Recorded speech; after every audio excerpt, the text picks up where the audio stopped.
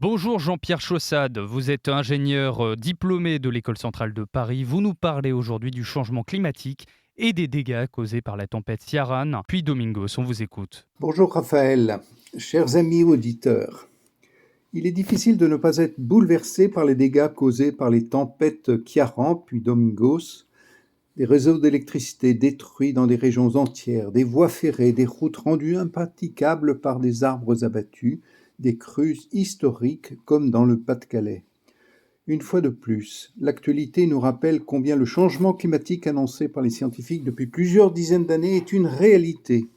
Et pour limiter l'accélération des catastrophes naturelles dans le futur, il est effectivement urgent que tous nous nous mobilisions, à l'image du pape François, fort de son autorité morale qui ira dans quelques jours à Dubaï rejoindre les chefs d'État de la planète pour les engager à prendre des accords contraignants pour réduire les émissions de gaz à effet de serre.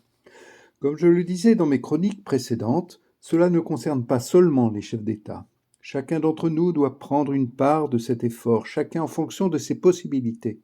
Et aujourd'hui, je voudrais aborder l'usage ô combien important de la voiture. Cet usage produit 52% des émissions de CO2 de l'ensemble des transports.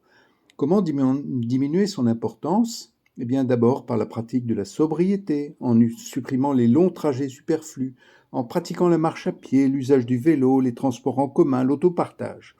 Mais au-delà de ces mesures importantes, l'enjeu est de quitter la voiture thermique et de passer à la voiture électrique, qui émet au total 3 fois moins de CO2 en incluant la construction. Bonne nouvelle, cette transition est aujourd'hui amorcée. En France, comme en Europe, au cours du premier semestre 2023, 20% des voitures neuves ont été des voitures électriques. La croissance des ventes est de 40% par rapport au premier semestre de 2022. Même s'il reste élevé, les prix baissent. De plus, il se crée progressivement un marché de l'occasion. Quelles sont les conditions pour un développement plus large des voitures électriques ?